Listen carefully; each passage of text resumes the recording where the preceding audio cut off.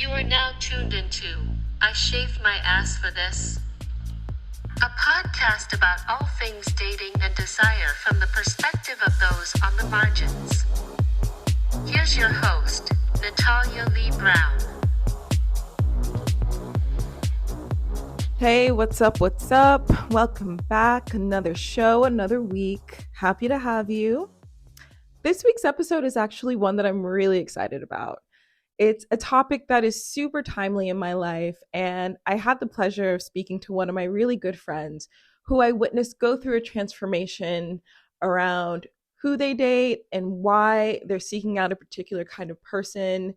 And that process in her life is almost parallel to my own because there's just this thing that happens as you move through adulthood and you move through your dating life.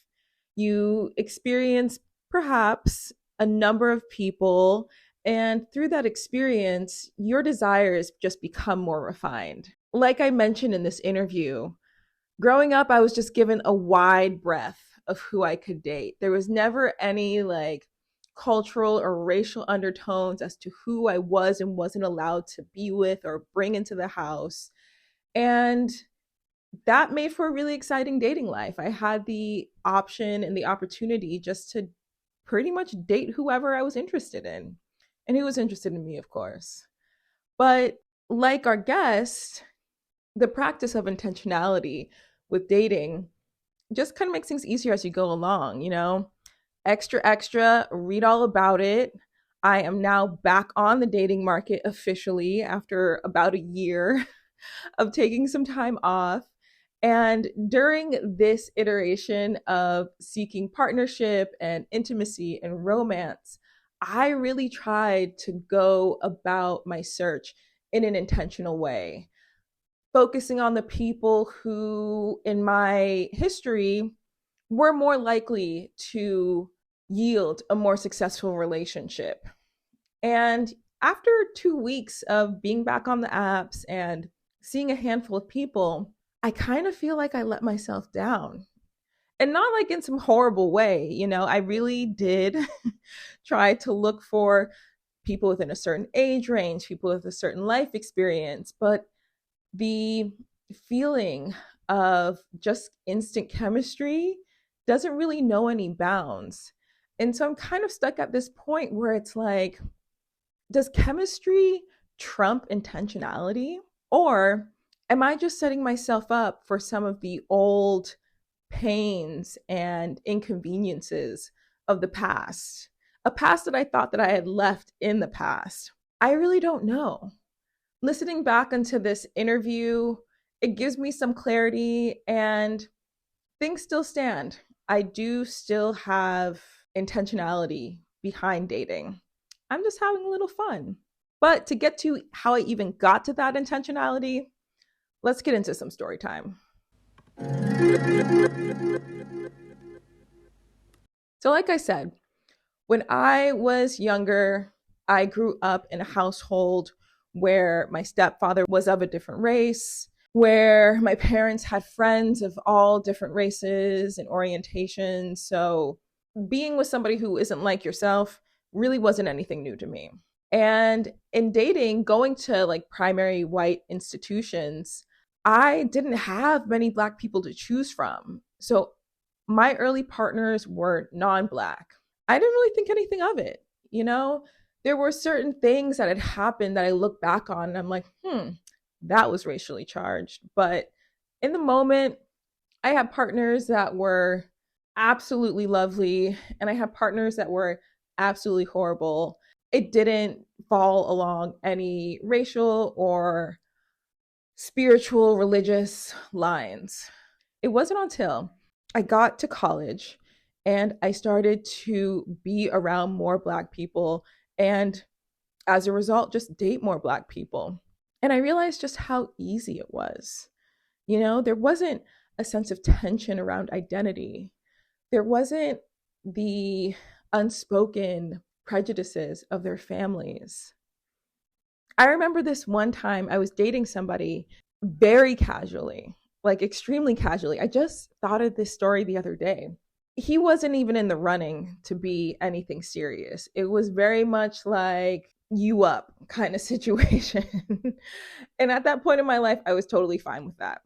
One day he invited me to dinner and it was kind of different, but I was excited. A girl likes to eat. So I go to dinner with him and he is looking somber. He is just looking like he lost his job. And I'm like, oh, hell, what's up? And he proceeds to tell me that he can't see me anymore. And I was like, okay, you didn't have to do all this just to say that. And he looks down at his plate of food and he goes, I could never introduce you to my mom. And it hit me at that moment that while I was having like a footloose and fancy free experience with this person, they were categorizing me. I was a certain type of girl to them. I started off the story by categorizing this person. So he was a certain type of guy to me. But it wasn't because of external factors, it wasn't because of cultural practices. This dude was just kind of not that serious in my eyes. But to him, I could never be anything other than what we had going on because of his own background and the prejudices of his own family. I was like, okay, and I was too stunned to even retort with, like, we weren't even dating, bro. Relax. I didn't say any of that. I finished my food, we hugged, and I went and I met my friend at a bar. Having that experience up against dating other Black people, because it was kind of right at that time where I had primarily Black partners, I just kind of thought, like, I don't ever want to go through that again. I don't ever want to go through having to prep my partners before I meet their parents, asking them, like, oh, well, do they know that I'm Black? Having just like some slight offhanded comment that reveals a partner's prejudice or their ignorance. And you're just left to digest it. You're just left to like contextualize it. I'm tired of explaining racism to my non-Black partners, primarily white partners. I'm tired of it. There's Google. So it's for that reason that at this point in my life, I am more intentional because I see that as a path forward to having a more harmonious partnership. But I'm also human. And I'm just trying to figure it out, The reason why I started this whole show is because dating is a nightmare. I love talking about it, but I hate doing it. And at the end of the day, to repeat a cliche, love is love. And I really believe that if love finds you in this life, you owe it to yourself to experience that. It doesn't find everybody. So I said all that to say, if you see me out in these streets with a white partner, mind your business. Now, for our guest today, we have the amazing Brittany Berg, FKA BB Huxley, and she breaks down her dating priorities and how she got to that place in her life. So enjoy.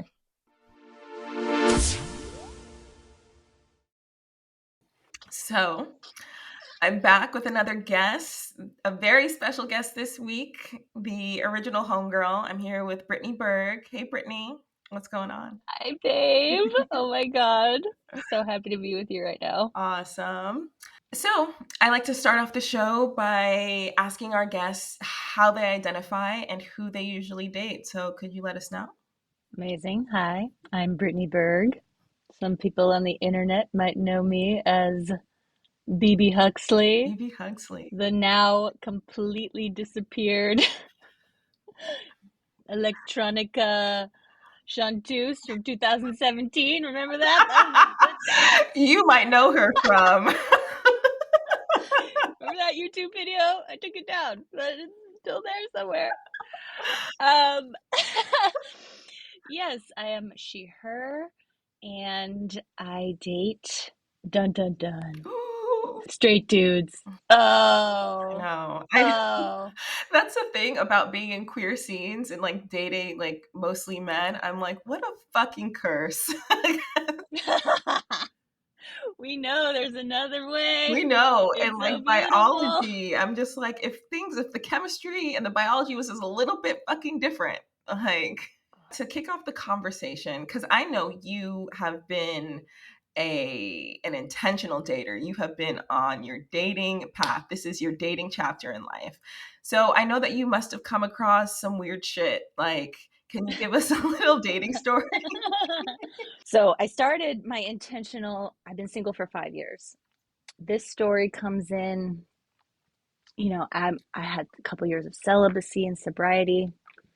And then I'm like, I'm getting back on the apps. Okay. I think I want a real relationship. I'm going to go for this older, nicer guy, older, nice guys. Okay, great. So I get on the phone with this guy off of Hinge, and really nice voice, Jewish guy, business owner. I'm like, okay, this isn't. And he was lovely on the phone. Oh my God. Ugh. He invites me to his home, but it's in Manhattan Beach. Oh, that's nice. That's nice. He's like, I live right on the beach next to the guy who did Wolf of Wall Street. I'm like, ooh, okay, this is very grown up, very wonderful. Oh my God. I show up. He does not look like he looks on the pictures. Oh no. How so? And Like older? I want to be sensitive, I want to be sensitive around my fat phobia, Right. Stuff that comes up with that. He was a large man and a bit shorter than me, but with such a sweet face and such a kind energy. And I was like, this is a Jew. I'm going to keep going, hell yeah. See what's going, because we had really cute chemistry. So we go on this date. He takes me to a restaurant. We walk on the beach, and he's very lovely. And we sit down at the table, and he knows I'm a therapist. So I'm a therapist. Once a musician, underground champion, to now, I'm like an associate marriage family therapist, and I'm working with people on their dating life. So I was in school at that time, but he knows I'm a therapist. And a lot of guys, when they want to go out with me because of that reason, it's not because they just want a session. Okay. So that's so interesting. This man, yes. Oh, yes. You can tell, because they just want to tell you all of their shit right away. Okay. So he confessed to me for 2 hours. He took such an intense, long session, and God bless him, because he'd been through a lot. But he told me his entire story of starting a business in tech, where his business partner became his rival. Oh, God. And then put a hit on his life. And then he worked with Homeland Security to fucking find the assailants who were after him. He had to do a death shower scene. What's that? And he had to fake his own death. Oh my God. Where they put ketchup on your head and dirt and they take a Polaroid? Exactly. Oh my God. When he's telling me, I've never told anyone in full detail everything about the story before. And I'm like, oh, that's a lot. That's a lot. And then he shows me, he opens up his wallet. He's like, I'm the only man, I'm one of 6 in California that has a concealed carry license for a gun for self-protection. Wow. And he shows it to me for proof. And he's like, that's also why I gained so much weight, because of the terror and stress of going through this experience. Yeah. And I had a lot of love and compassion for the guy, but I definitely felt so drained afterwards. I was like, I just gave him my best trainee therapist work here. I was like, this was not worth a plate of pasta, truthfully. Yo, oh my God. But I think women are doing that naturally anyway on these dates. Yeah. I feel like I've talked a lot about emotional labor that women do and are expected to do, right? Because men, from what I've witnessed, I'm not a man, but I have eyes. Men don't have a space to be vulnerable amongst themselves, and that seems like women's work. And so whenever men get around women, they regress back to childhood, and they want to be held, and fat phobia aside, there is a thing of false advertisement, you have to be transparent as to who you are and to what state you're in. I see that a lot on apps with people showing younger pictures, and if you have an eagle eye, you could see that was taken 10 years ago. I know that technology. Totally. And it's just kind of fucked up. Just show who you are, so I could make a an informed decision. But how did you get out of that date? You just left and you had. This was, I hadn't built up my skills enough yet. You have to learn how to get in and get out and know your attention and your limits and what, you're actually available for and know what's a safe setup, what's not. Then I traipsed back to his house right on the beach and hung out, and I kept listening to the guy, Oh, and he's then going on about how he fucks his next door neighbor, like he's like, I'm real good. He's like wanted to eat me out right there, like I'm like, wow, kind offer. I gotta get out of here. I have definitely learned never to go in a man's house unless you are ready to fuck. yeah, yeah, And I've gotten into situations, so many, like a second date. Well, what do you do for a second date? right, Well, maybe then you do go inside. Oh, but I don't drink, so there's nothing to do. right, And then like I've had a guy like just keep making me snacks. I'm like, you already took me out to dinner. And then like you're sitting on the couch and then you start making out and I'm like, oh, I don't want to be the girl who has sex on the second date. I don't know. And I'm like wriggling around on him like, no, don't do that. Don't do that. Okay, I gotta go. And it was just like, why set myself up for that? You just don't right, go inside. right. Totally. Like my greatest fear, Natalia, is that I'm going to be one of these girls that have gone on 100 dates. Like I've seen on TikTok, like some of these girls are like, I'm on date 78. And I'm like, am I gonna is this what's coming? I think it is. It could be. I'm that picky and I want to be that picky. I think that you are in a perfect time. And this actually brings us to our next point, because I think that you're in a perfect time, in a perfect location. You know your demographic, you know who you are targeting, you know who you want to date. And you're also at a point in your life where other people who want the same things are vocal about it too. You know, Mm, like I feel as though in your dating journey there have been like pauses, and so you have to start again, or what have you. But I see it coming for you. I see it coming for you relatively soon. And the thing is, because you are so clear on a partner that you want to have a family with and build a life with, and the kind of lifestyle that you want to live, when you meet them, you'll know. Like I mm, feel as though a lot of these people that go on all these dates, they're a bit younger. It's also this thing of like, well, he was cute, but like maybe I can find cuter. They're still in that kind of frame of mind, and like just on the different apps. And then I was out at a bar in a club and I met so and so. Like it's a different energy. You have a more direct and like pointed energy. And I do. bringing me to my next point, because you've been a homegirl for a while. I've seen you in different phases of dating and relationship, and this latest phase, it seems as though you are very decisive, right?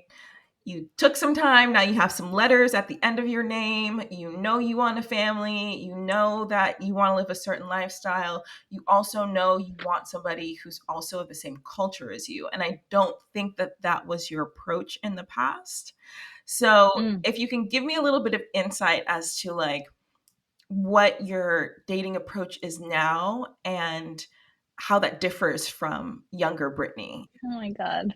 I adore you. What a question. Well, I made a list. Okay. The fucking list. What a must have in a guy. Nice to have in a guy. Deal breakers for a guy. I don't think younger Brittany had my finger on the pulse on those things before. And my big partnership it felt larger than me. It felt more just driven by all those love chemicals, you know. But we had a great relationship, 8 years, all on like love and attraction, you know. We were early 20s. You're not thinking about long-term compatibility or 100%. nor was I someone who was living in integrity all the time or like, I'm a wholesome fucking bitch now. I've been sober for 5 years. So I have the list. Then you're like filtering all these new people through the list. And I'll tell you my top three on must haves. that gets you, that would make you eligible for a first date. Okay. Wants kids, Jewish, and doesn't drink or use drugs all the time. Like if you have a frequently on the pot or the alcohol thing, it's a Right. next. So if you have those three things, then I'm excited to have a first date. Those have gotten refined because your list can get really, really long. Okay. And I think that can be hard because no one's going to meet all of your list. So refining it down to the three was good and has saved me. Like even last week, it saved me from going down the rabbit hole of 6 months of hot, crazy sex with a narcissist alcoholic, Oh yeah. you know, I want to hear about that off the because he was, record. oh man, he was freaking hot Jew. We did hot yoga together, which was stupid, just like eyeballing each other the whole time. And went to dinner or lunch date, and we just can't keep our hands off of each other. But he's telling me like, oh yeah, I was networking at an event last week and did coke every night, and I was like, oh yeah, tell me more. Oh, you still do coke in your 40s? That's hot. Oh my goodness. How And he had the little narcissism thing where he's like, "Oh, you're so beautiful and fascinating." You know, it's the first fucking date. right. Oh, your skin is so soft. Oh my God, I was watching you in yoga. You're so flexible. So you know, he's just putting me on the pedestal, and I'm like, "Oh, all the sparkles, sparks, sparks, sparks." Sparks are just compliments. When the guy compliments you, that's what sparks are Right. for me, at least. Right. So anyway, the list saved me from a bad rabbit hole there. But I've been talking with, you know, some of my friends, like who else do the list and clients who do the list. The list can also be bullshit too, because you can have everything on the fucking paper on the list, and you get down to it. I don't want to kiss you. I don't want to suck your dick.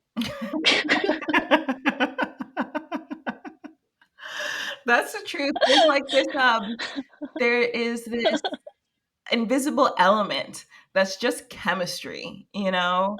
And there's nothing you can do about it. And that's why it's so exhausting with apps, because you could look at somebody and be like, all right, they look good, you know, they have the things, they tick the boxes.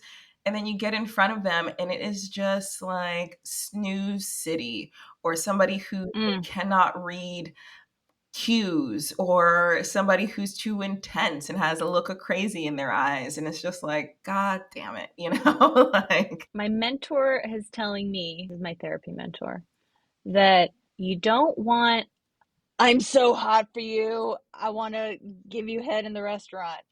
You don't want that, because that attraction is probably red flag central. okay. You can't have, you know, I'm dry as a British biscuit that you Londoners Honey, I don't eat nibble. none of Dry. those dry ass No. biscuits, but maybe some Polish things too, I don't know. But she's like, you want something in the middle. There needs to be a campfire. Needs to be a campfire. So you're looking for a strong maybe. Okay. And that sounds so fucking boring. It That sounds so It boring. does. I think especially coming out of youth, when like you would meet people and it was this charged situation. You like, I met one of my partners in class, and I remember like after us initially kind of making eye contact and having contact in the library, we had a class together. And I went to go to the bathroom, and he, a few seconds after me, came, like ran out of class as well, and he chased me down the hall and like scooped me up in his hands, and we like had this moment in the hallway. Oh my God. Right, so there's like all of these moments of just like intense, like, and he wasn't a narcissist, but like when you have that youth energy and you're like so excited, I find myself being like attached emotionally to that. So being older, when people, their chemistry has just changed, it's not the best investment to be all, you know, charged for somebody that you don't really know, or they can come off as narcissistic.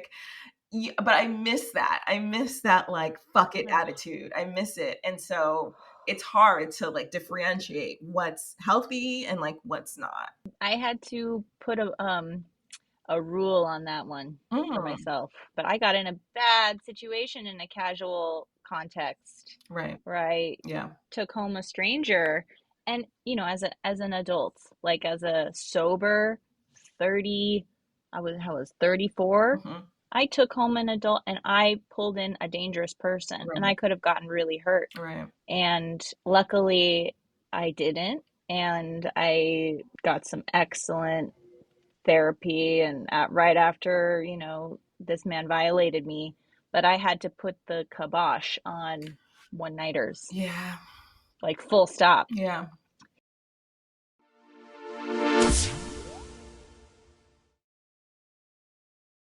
If you're like me, you're on dating apps. And the thing about dating apps that I never really liked is that when you open the door for somebody, sometimes you're letting in just anybody. As someone who enjoys meeting people and who is just naturally a more trustworthy person, I know how scary it could be meeting a virtual stranger. Anybody could portray themselves as anything, and most people can say the right words for long enough to get you to trust them. Nowadays, a lot of people are really hip to dating app etiquette, especially groups of homegirls and homies, where you screenshot somebody's picture, you send it to a friend, you send them, your location, maybe even ask for a text or a call mid date just to make sure you're okay. But what happens if you've let your guard down or you forgot or you don't have that friend to contact? What are you supposed to do? So I did a little research and I found just a list of apps that do act as a line of defense if you're out on a date and you feel uncomfortable or you're in a situation that you just can't get out of. Since dating apps have been around for a little while, these apps are more established, but I encourage you to give them a try and judge for yourself. I personally don't use these apps, but I think that having something extra in your arsenal can be really beneficial.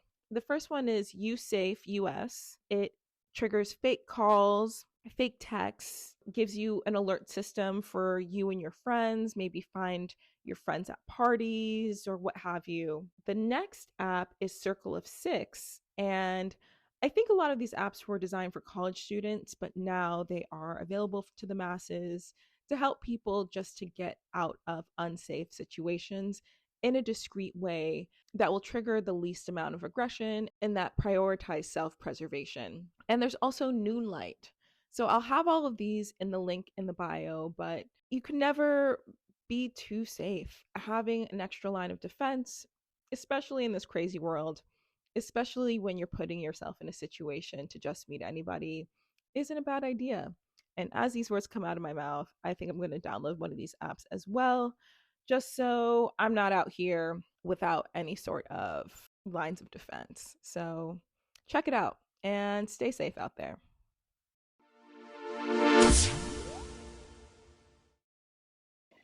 But I am also someone who likes putting the kibosh on things. I put the kibosh on drugs and alcohol. Now one night stands. I'm trying to put the kibosh on, any little instinct to go against my integrity. I'm really just trying not to do it because it's never worth it. Yeah, 100%. I was just talking about that. Yes, 100%. It is never worth it. And the reasons that you initially ping for you, the initial alarms always come back around. Like you always figure out why you felt that way. And it's usually through some like fucked up shit. So 100%. I'm Yeah. curious. I am going through this process. I've recently re-entered the dating world, audience. Woohoo! Yay! We love, we love, we love. And unlike my younger self, I entered dating when I was younger with this kind of like, if we hit it off, we hit it off. I didn't grow up in a household that really prioritized identity, or I could basically bring anybody home, right? And that's how I kind of entered the world. And so as I have my experience with people of all shades of the rainbows, all different genders, it's really self-refined to who I want to intentionally date now. And it is more along cultural lines. I would like somebody who's Black or with some kind of melanin. That's my preference. And it's interesting Yeah. kind of having access to the world, having it be refined in this way. Like nobody told me, but I just know for me, in my experiences, when I date Black people and I date people of color, it's more seamless. It's easy. I don't have Mm, to explain mm, fucking racism. I don't have to account for their feelings when racism happens. I don't have to call out some sus behavior. It's easy. That part is gone. Have people yeah. of all races treated me like crap? Sure. Have people have of all races treated me fantastically? 100%. I've noticed that refinement in terms of identity with you as well. And it's interesting to me because as somebody who is white, not being ultra religious, that refinement Hmm. for like a Jewish identity or somebody who also is Jewish has always been interesting to me because it seems like something relatively recent, but it's also something that's very important. So, why is that? Well, being a Jew, I've always felt a little, I'm a white Jew, I'm an Ashkenazi Jew. So people, and growing up around not a lot of Jews in suburbia, people can tell. It's like, you're not quite like us. And the way like that I experienced anti-Semitism was like people are just like, I don't like you, but I just don't know why. Can't Really? quite put my finger on it. Yeah. Okay. So you feel like an outsider, but nobody knows why. Okay. That was a driving force for me to be such a creative and to be so bold as a young person and be like, oh, you think I'm fucking weird? Well, let me put on this fucking crazy ass outfit. I'm gonna exaggerate that. And then dating wise, I was always drawn to like these perfect looking white boys that look like Don Draper or something. Like chiseled, like American, Eurocentric beauty standards, Gentile, and those boys are like kind of avoidant. So, that setup doesn't really go great. It kind of sucks.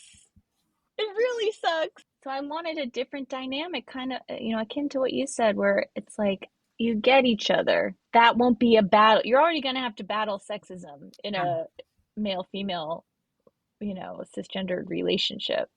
So if you can eliminate one other oppressive force going in there, that would be nice.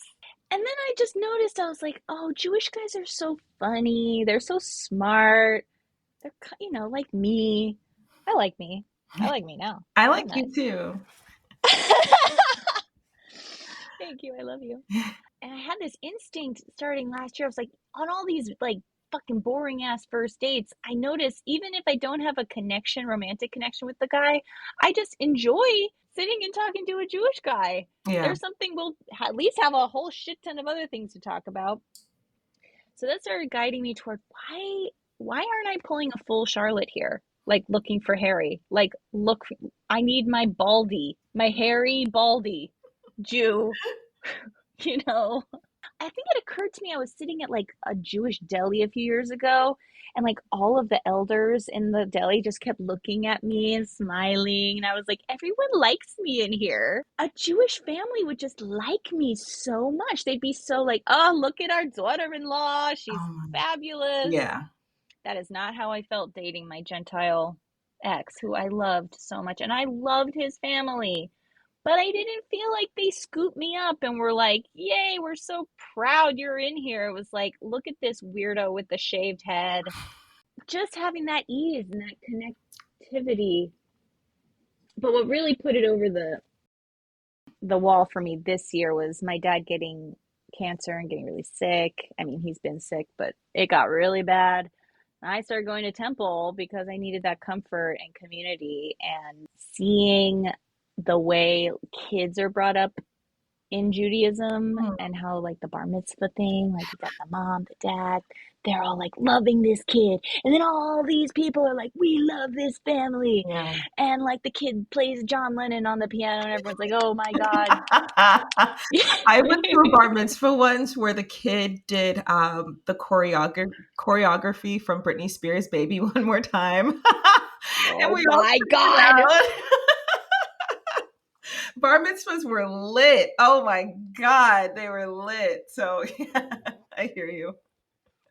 Yeah, I want a dude to like sit with me at the freaking synagogue while I cry about my dad and then eventually, fucking have a bar mitzvah for our child. Yeah, Like that sounds nice. It yeah. just sounds nice.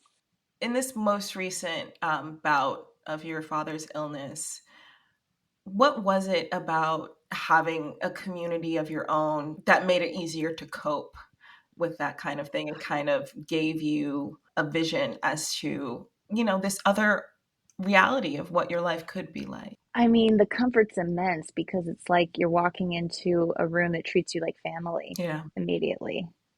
And kind of unlike the nightclub scene, like we all experienced family in the underground Mm. in the music scene, but you kind of had to prove something first. Yeah. You had you had to have some talent or some style, know the right people. Right. But with this, you walk in and everyone's like, "Oh, bubba," like it feels like family. And like I did all the big holidays this year for the first time, and during one of them, they have people come up to the front. Anyone who's caring for someone who's dying, anyone who is dying, come on up. And I got it just came on up. It's like built into the religion to care for people who are grieving. And Right. I was like, damn, some like stranger lady just held me while I cried, like Oh wow. so that level of acceptance and family is just priceless. And I'm gonna lose him, and I'm gonna lose a key piece of my family. Who knows when? Hopefully, a long time from now. But Hopefully.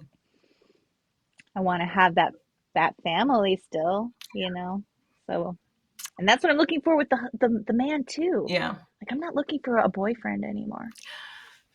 Yes. Yes. When did you know that you were ready to intentionally date? Because there's a definite shift, right? Like we are out in the world, you're bumping into all these people. It could be that person, it could be this person. Who knows what's going to happen tonight? And then you turn a corner where you're just like, for me, I'm like, fuck this. I want somebody who could, contribute to my lifestyle in a positive way. Let's just say that. When Mm, did that switch happen for you? that's such a cool question because I knew I wanted to date someone who was available for a relationship. Yeah. And I was like, I think I'm ready for a relationship. It took me a long time to get over dating Matt. And it took, Yeah. we were together 8 years. We've been broken up now for 5, but it wasn't until like 3 in that I was like, I could even try dating and it would be worth my energy. Like, and so much change, like being clean, like being sober and looking for something serious and not playing this whole like, I don't like you. You don't like, I don't like you. You don't like me, but we're going to keep hanging out, dance. Like, I just am not going to participate in any of that anymore. Right, right.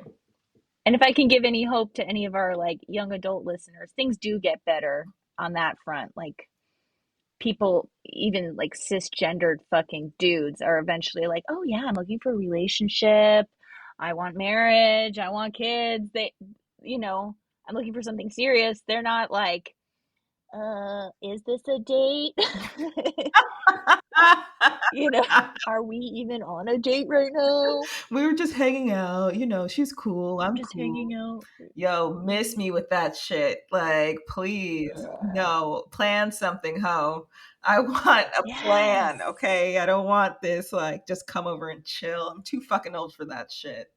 No, the amount of time it takes for me to do this hair, this long feminine hair I've grown for this project, the fucking toenails, the eyebrows, the makeup, I want to talk about that because uh, you underwent a personal, like, aesthetic project. You decided, oh my goodness, yes. you were a transformer. You were in school.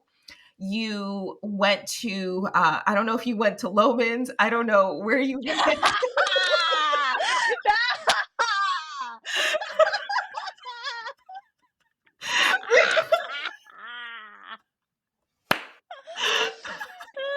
I don't know where you went. You went to You know me so Nordstrom well. Rack, honey. You brought the credit card Yes. and you No, traded Loman. in your sequin bodysuit for a nice, respectable button down.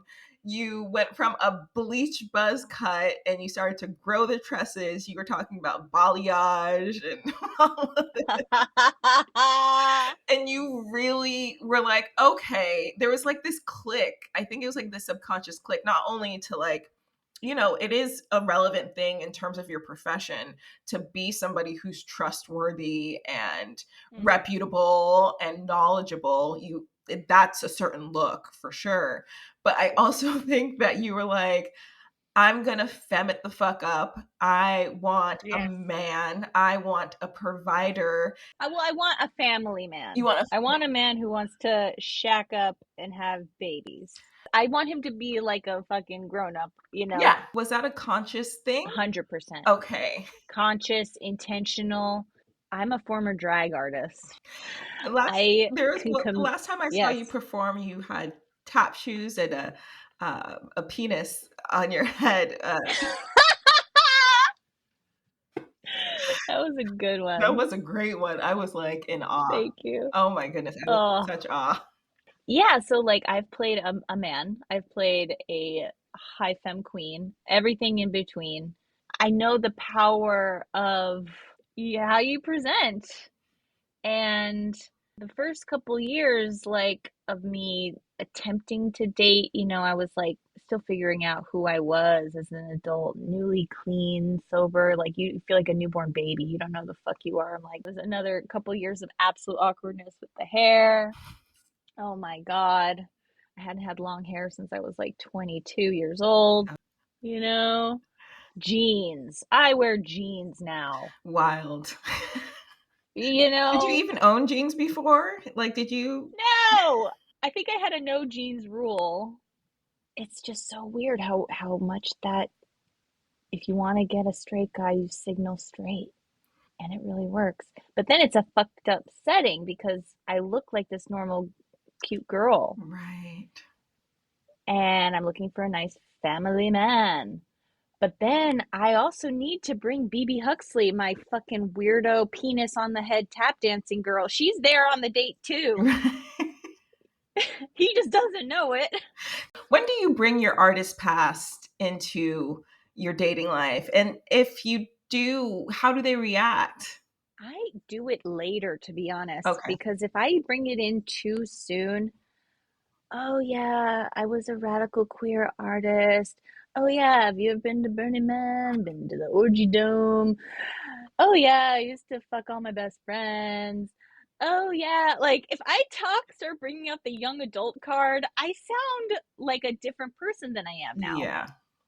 I love that person. Yeah. Oh my God, I had the best young adulthood. I'm so grateful. Yeah. I'm so thankful. And like all of that is integrated in my soul. But I am looking to get married and have a baby. And it doesn't include a lot of those activities anymore. Yeah. When do you start telling your like? Oh Lord! I mean, from the X-Files, the past selves. I was in a longer term relationship earlier this year, and he knew, like he kind of knew or was familiar with that crowd because I am still in the creative world. So a lot of those people that I come across, it's not a big jump. People that I meet new or that like the dating that I've done here in the UK, people who don't have any knowledge of my old life. I don't know. It's always a case by case thing because we lived very indulgent younger lives, right? Very indulgent, the best. Very exciting, very off the wall, like what we were out almost every fucking day of the week. I remember you telling me about your schedule going to Aunt Charlie's and like I would get done with my little office job. I would go home, put on a look, go down to Aunt Charlie's, talk to the old queens at the bar, then go to the after party, get an hour of sleep, and then be back at my little stupid office job, like coming down from whatever I had taken the night before. Heaven on earth. You know, it was a lot. And so I had to kind of realize that not everybody had that same kind of thing. And I don't want to come across as like overindulgent, because I look at it in like so fondly, right? Like I'm like, God, I survived. I met all these queens. I used to party with so and so. But then at what point am I kind of like, all right, sis, like let it go? You know? It's a fine line to walk. I don't know. I don't have an answer for that just yet. We're going to wrap this up. Thank you so much for your time. Oh my God, thank you. Before I let you go, I like to give my guests the last word, whether it's words of advice or something I really didn't touch on. What would you like to leave our audience with?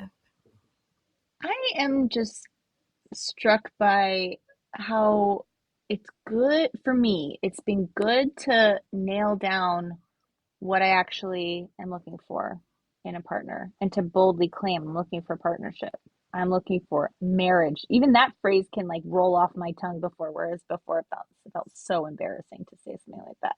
I want kids. Like I'm so comfortable saying it now. I know what my little traps and triggers are with guys, and they have genuinely hurt me, and I genuinely don't want to get hurt again. So, like, really knowing them and making my best fucking effort to avoid getting clobbered again, because a lot of that I can see Yeah. and I can protect myself from. So, the list is so great, but then it's true, like, we do get to trust our guts. We do get to have intuition. We do get to find flow. Because if it isn't just sort of there, you can't force it to be there. Yes. And then I guess I'm going to leave the message of faith and hope for me, for you, for anyone listening. Like, as my mom says, there's a lid for every pot. Yes. Well, here's to finding our lids, honey. Here's to finding our lids. Oh my God.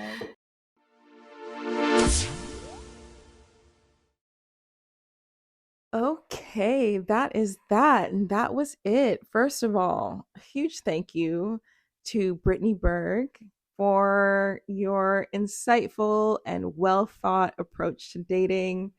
I think that too often, sometimes we may leave things to chance, but we have a lot of self determination and power to craft the life that we want. And Brittany is really a testament to that. So try out her list method, think more critically about the types of people that you date and who would be more likely to bring relationship success. I don't think it's a bad idea. And thank you to all of you. Thank you for listening. Thank you. Thank you. I will be back here same time next week, Thursday. In the meantime, I'm on the socials at I Shave My Ass for This, TikTok, YouTube, and Instagram. Holler at me. I will see you next week. So until then, be kind, be safe, and be you.